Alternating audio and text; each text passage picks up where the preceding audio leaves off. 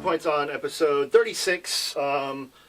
Yesterday morning, the show was going to be kind of a fun, happy, celebratory sort of thing. Yeah. And then like 2 o'clock happened and kind of turned into something else. So why don't you take it? Right. So we're going to start off with some sad news. Director John Hughes died yesterday at the age of 59. He had a heart attack. John Hughes is responsible for pretty much most of the movies that shaped everybody's teen years. I mean, I don't care how old you are or you know, what age you were when they came out. Like, they still resonate. So if you're a teenager and you see The Breakfast Club... It doesn't matter how long ago it was made. Yeah, so just running down the list, you know, like I said, Breakfast Club, Ferris Bueller, 16 Candles, Pretty in Pink, Some Kind of Wonderful. Not to mention, you know, blockbusters like Home Alone. He had a hand, I guess, in the Beethoven series of movies. Uncle Buck. Planes, Trains, Automobiles. Planes, Trains, and Automobiles, which is really one of the funniest movies you will ever see. So it's just a real sad loss. I know for me personally, I mean, I really feel like his movies pretty much, you know, shaped my teen years, you know, because I love those movies, and to this day, I just watched Breakfast Club like 2 or 3 days ago, and to this day, if I see one of them on, I'm like, oh, 16 Candles is on, Pretty in Pink is on, you know, and I'm still yelling at the end because I want Molly Ringwald to end up with John Cryer. So, you know, it's a big loss. You can't watch, you know, Ferris Bueller's Day Off and not have a smile on your face. You know, it's such a great movie. I think even if I put together my top 10 of all time, Ferris Bueller would be on there somewhere. Right. It's not like a serious movie. It's no Citizen Kane, but it's like a darn good movie just to sit there and enjoy.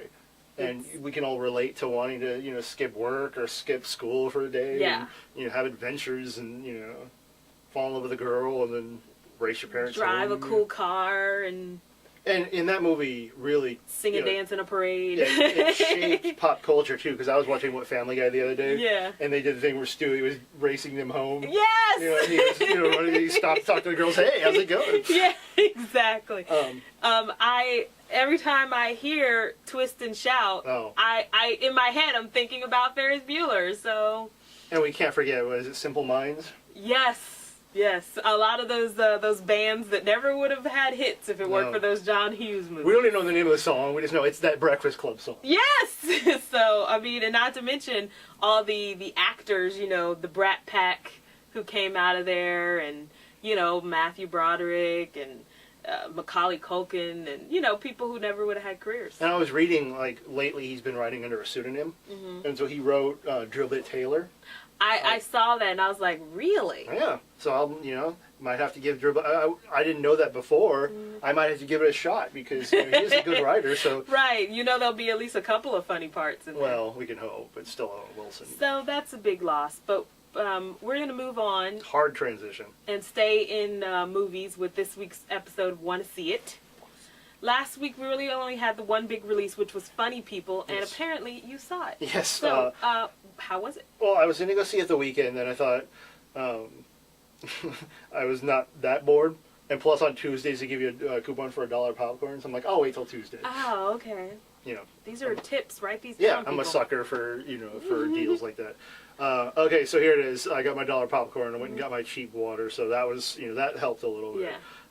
The movie is really long. It's like 2.5 hours long. That's probably the only thing that made me really stay away from it. It's a little long. It's not that funny.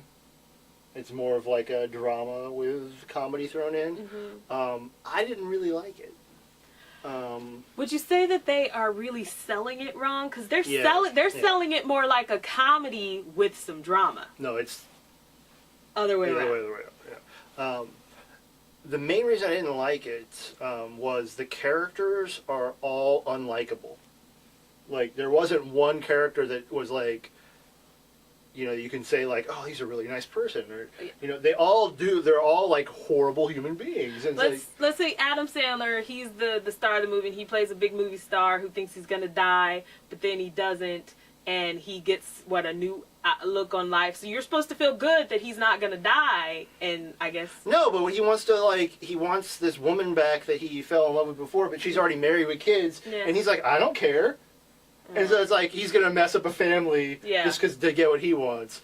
And then like Seth Rogen, who if you're gonna like one character, I guess he's the one that you can like. But at the beginning of the movie, Adam Sandler's character wants to hire both him and Jonah Hill characters to write for him, and he's like, "Oh no, he's flaky. You don't want to hire him." Blah blah. He's not good. So he totally rats out his friend to like not some like that, and that creates like a whole different subplot. And I'm like, none of them are good human beings at all. Like, Eric Bana character, which is really funny, but he's cheating on his wife. And then, his wife's not bitter because she cheats on him then. So it's like, what about the kids? The kids are probably the only likable characters in the movie. So really this movie just... Well, my old boss at the Press Enterprise, he emailed me too, and he said he thought it was badly directed, written, and acted. Just the trifecta. The trifecta. I'll say this. It makes you think about your life, kind of, because, near-death experience, and then he comes back, and then, so there's that. But if you're looking for a good laugh, I probably wouldn't really waste your time to see it. But if it's on, like, Showtime or, Cinemax or one of those, and you're bored, then I'd watch it. But I don't think it's going to get any... It's not worth my $8. No, and no one's going to get a Golden Globe from this or, anything like that.